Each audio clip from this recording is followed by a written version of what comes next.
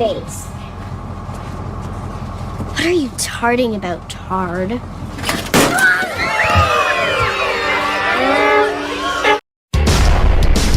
ready to fly. Flight 527 ready for departure.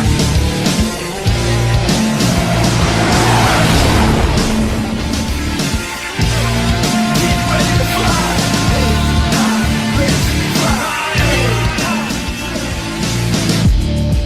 Good morning, afternoon, and evening, ladies and gentlemen. My name is Zachary Nolan, and yes, I know this video is coming out a day late. I'm sorry, but it is New Year's.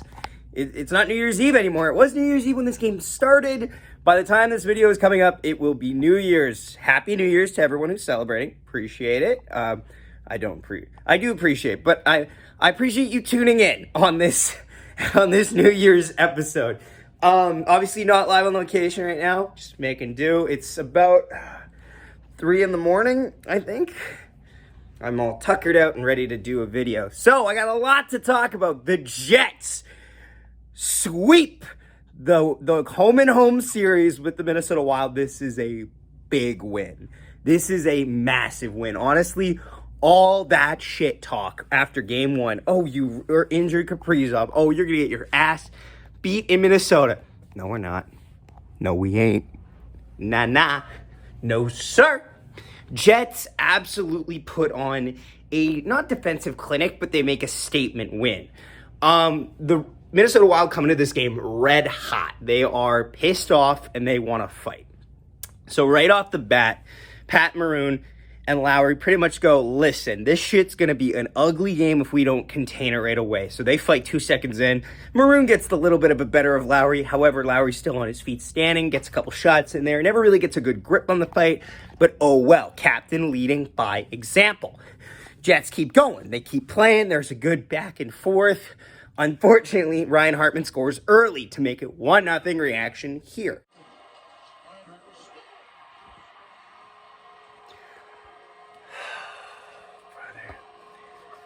Oh, brother.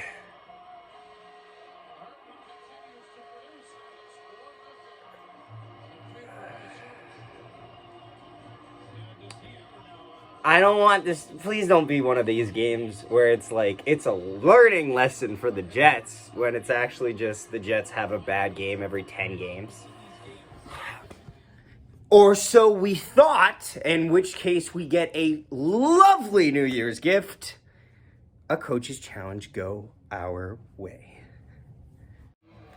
I'll look at it right now. So it's not whether the foot's on the ice. That's a rule change from last year, but it's whether it crests the blue line. So it looks to me like this is offside.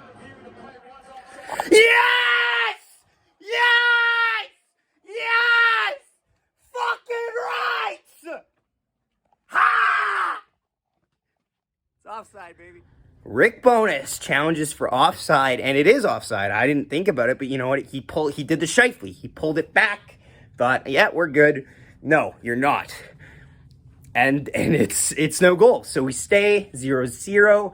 Not long after, Marcus Foligno would score to make it 1-0 on the deflection reaction here. Well, that was quick. Wasn't even ready with the video. Just right off the draw they scored. I have no idea how this went in. And I don't think neither does Laurent Brossoit. Oh, Christ, boys. Oh, Christ, boys. Like, I'm not surprised. We're a bad face-off team. But it does hurt how many goals we give off of face-offs. That would hold for quite some time. It would be 1-0 going into the second period. Worth noting that the Wild were one of the teams that, I believe, after holding a lead after 2, it was something that had to do with holding leads, where they were undefeated after holding a lead after like 2 periods or something like that, which is scary, but it also showed that they don't have the lead that often after 2 periods. So I was like, uh-oh, we're on a time crunch. But sure enough, the Jets get rolling. The third line, the grinder line, shows up once again in a grimy type game and scores to make it 1-1. There! Yeah! Woo! Let's go! Captain leading by example! Shots 100. What a milestone night. Big goal, massive goal.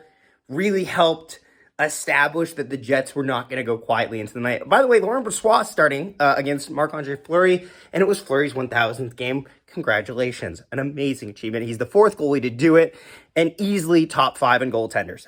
In my opinion, he's one of the 5 best goaltenders in the history of the National Hockey League. I think his ability to have longevity is something that cannot be understated. That is a skill upon itself.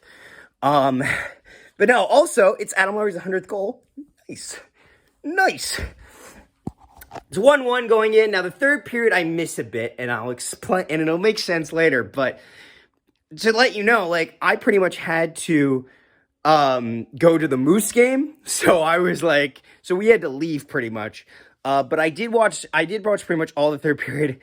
The Minnesota Wild score, which is unfortunate. But before we get to the third period, hold up, where are my manners? What time is it? Moose Watch!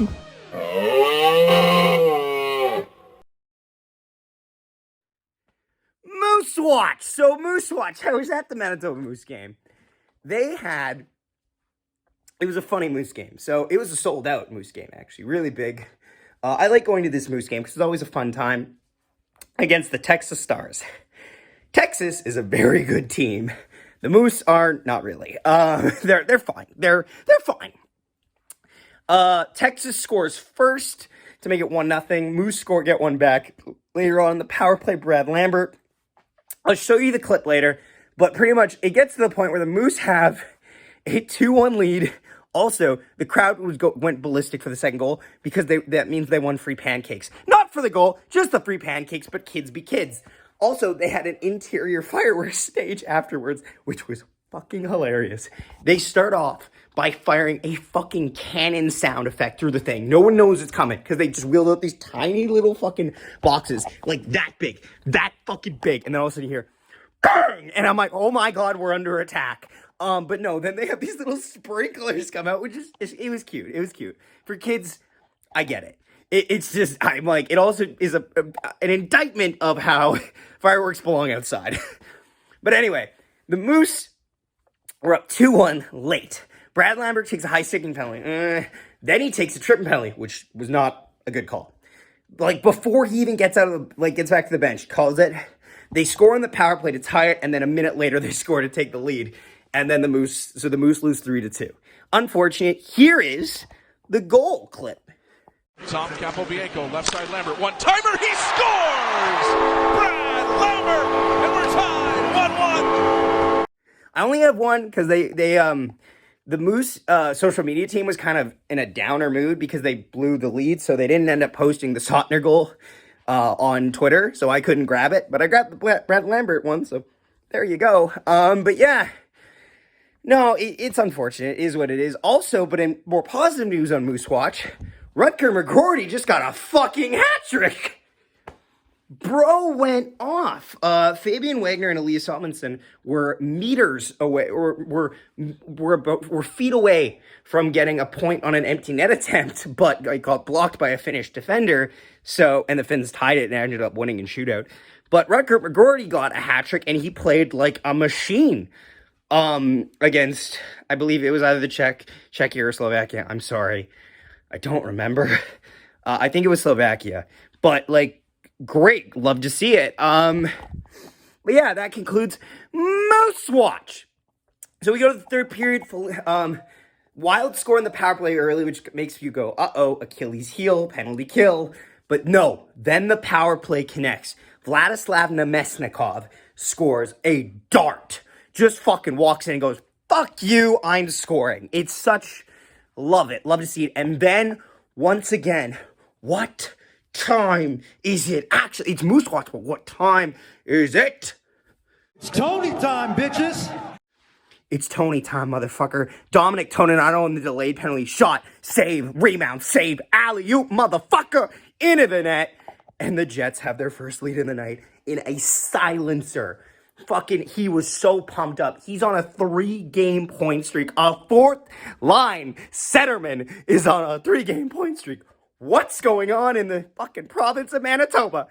But yeah, no. This is my reaction to the end of the game, pretty much just here. The Jets just beat the Minnesota Wild. I'm at a Moose game, but I'm very happy. Fuck Minnesota. Love to see it. I'm just so happy we won. Honestly, this was gonna always be a gritty fucking game, and I'm happy that we shut up the haters pretty much. Michael Russo on Twitter had a rough night posting about them. He was getting grilled.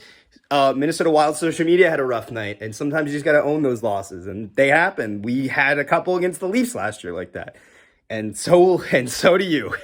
But yeah, no, I'm beyond ecstatic about this hockey team. This team has given life to the city. Honestly, it's been just so joyous. Every obstacle in December, they smashed through. They went 10-1-2 with a loss being to the San Jose Sharks the day after they lost Kyle Connor to injury, and 2 overtime losses in games that they should have won, but they had a bad game. But yet again, this team hasn't given up more than 3 goals since November 23rd. It is January 1st. I cannot stress this enough. This team is a defensive unit. Everyone was blocking shots at the end of the game, throwing everything on the line. Mike Ward, I don't really know. Nate Schmidt ended up getting a point today, so I'm kind of at a loss. I don't know who's the gimme person here. Laurent Brossoit didn't have a perfect game, but he was good enough. 3 stars of the game will be Dominic Toninato will get the top star. He deserves it. Once again, 2nd star, Vlaslav Nameskov. 3rd star will get Laurent Brossoit, and an honorable mention will be Adam Lowry, who had a fight early to set a tone that everything was going to be handled, and got a big goal to get them back in the game in the 2nd period. Thank you so much for watching. We'll see you next time. I don't even remember who we play next, but can't wait to see you guys again. Have a happy New Year. Nikolai Ehlers chips it through, gets it